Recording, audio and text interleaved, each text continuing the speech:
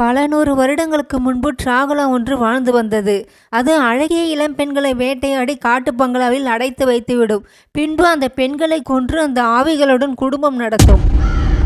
அந்த டிராகுலா வாழும் இடத்திலிருந்து கொஞ்ச தூரத்தில் சொர்க்கபரி என்ற நாட்டை ஒரு அரசன் ஆண்டு வந்தான். அவனுக்கு ஒரு அழகான இளம்பெண். அவள் பெயர் சுந்தரி.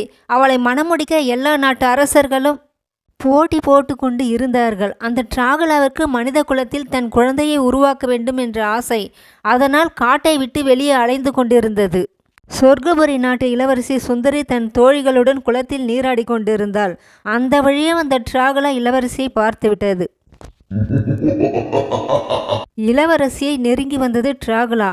அதன் கோர உருவத்தையும் 2 பற்களையும் பார்த்த தோழிகள் அலறிக்கொண்டு ஓடினார்கள். அதை பார்த்த இளவரசி மயக்கமாக கீழே சரிந்தாள். அந்த டிராகுலா குதிரை மீது இளவரசியை தூக்கி கொண்டு பறந்தது. தோழிகள் அங்கிருந்து ஓடி சென்று அரசரிடம் நடந்ததையெல்லாம் கூறினார்கள். அரசன் பதறியபடி தன் படைகளுக்கு கட்டளையிட்டான். அந்த டிராகுலாவை உயிரோடவோ அல்லது பிணமாகவோ இழுத்து வரும்படி கட்டளையிட்டான். படைகள் 4 திசையிலும் புறப்பட்டது. அந்த இளவரசியை இழுத்து சென்ற டிராகுலா ஒரு பங்களாவில் அவளை அடைத்து வைத்தது. அவளுக்கு சகல வசதியும் செய்து கொடுத்தது. இளவரசி எதையுமே சாப்பிடாமல் அழுது கொண்டே இருந்தாள். 12 மணி. அந்த டிராகுலா பங்களாவிற்குள் நுழைந்தது. இளவரசி ஆசையோடு பார்த்தபடி பேசியது. நான் எத்தனையோ பெண்களை கொன்றிருக்கிறேன். ஆனால் உன்னை கொல்ல மாட்டேன். உன் மூலமாக என் வாரிசை உருவாக்க விரும்புகிறேன். நீ சம்மதித்தால் இந்த சாத்தான் உலகிற்கே உன்னை ராணி ஆக்குகிறேன் என்றது. இளவரசி கதறினாள். உனக்கு என்ன வேண்டுமோ கேள், என் தந்தையிடம் சொல்லி வாங்கி தருகிறேன். என்னை விட்டுவிடு என்று அழுதாள். நான் இன்று போய் நாளை வருகிறேன். எனக்கு ஒரு நல்ல பதில் சொல்ல வேண்டும். மறுத்தால் உன் தகப்பனையும் இழுத்து வந்து உன் எதிரிலேயே கொன்று விடுவேன் என்று சொல்லிவிட்டு அங்கிருந்து சென்றது. இளவரசி இரவு முழுவதும் தூங்கவில்லை. அந்த பங்களாவிலிருந்து தப்பிப்பதற்கு ஏதாவது வழி இருக்கிறதா என்று தேடினாள். அந்த பங்களாவின் மேல் பகுதியில் 4 அறைகள் இருந்தது. அங்கிருந்த கனமான ஒரு பொருளால் அறையின் பூட்டை ஒவ்வொன்றாக உடைத்தாள். ஒவ்வொரு அறையிலும் கண்ணாடி குடுவைகள் வரிசையாக அடுக்கி வைக்கப்பட்டிருந்தது. வெள்ளையாக பனிமூட்டம் போல் ஒவ்வொரு குடுவையிலும் இருந்தது. இளவரசி குழப்பத்துடன் ஒவ்வொரு குடுவையாக திறந்து விட்டாள். படீர் என்ற சத்தத்துடன் ஒவ்வொரு குடுவையில் இருந்தும் ஒரு உருவம் வெளியே வந்தது. அதை பார்த்து இளவரசி பயப்படவில்லை. அந்த டிராகுலாவிடம் வாழ்வதை விட இந்த பேய்களிடம் சாவது எவ்வளவோ மேல் என்று நின்று கொண்டிருந்தாள். பார்ப்பதற்கு இவ்வளவு அழகாக இருக்கிறாய், அந்த டிராகுலாவிடம் எப்படி மாட்டினாய் என்று ஒரு உருவம் கேட்டது. இளவரசி தான் யார் என்பதையும் அந்த டிராகுலா தன்னை கடத்தி வந்ததையும் அவன் திட்டத்தையும் கூறினாள். அந்த கூட்டத்தில் இருந்த ஒரு ஆவி கோபத்துடன் சொன்னது, இவனை இப்படியே விட்டால் இந்த நாட்டையே சுடுகாடு ஆக்கிவிடுவான். இவனுக்கு ஒரு முடிவு கட்ட வேண்டும். வா என்னுடன் என்று இளவரசியை ஒரு பாதாள அறைக்கு அழைத்து சென்றது.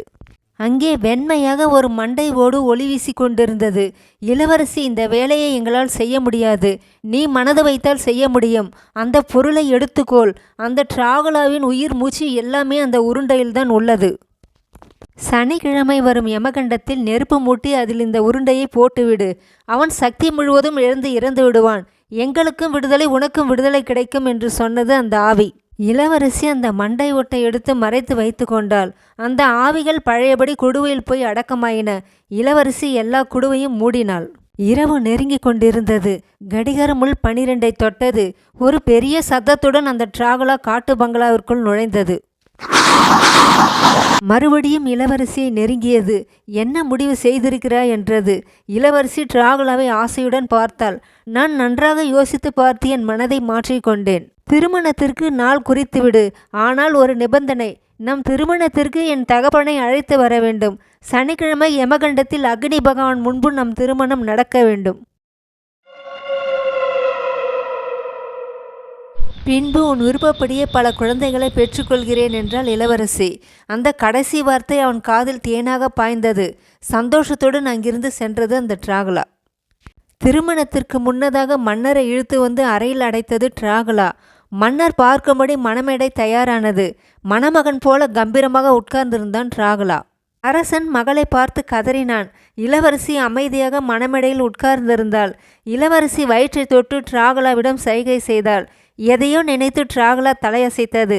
மெதுவாக உள்ளே சென்றாள் இளவரசி. அந்த மண்டை ஒட்டை முந்தானையில் மறைத்து எடுத்து வந்தாள் இளவரசி. டிராகுலா முன்பு நெருப்பு எரிந்து கொண்டிருந்தது. மறைத்து வைத்திருந்த உருண்டையை நெருப்பில் போட்டாள் இளவரசி. அவன் அதை சற்றும் எதிர்பார்க்கவில்லை. அந்த மண்டை ஓடு தீயில் கருக டிராகுலாவும் எரிந்து சாம்பலானான்.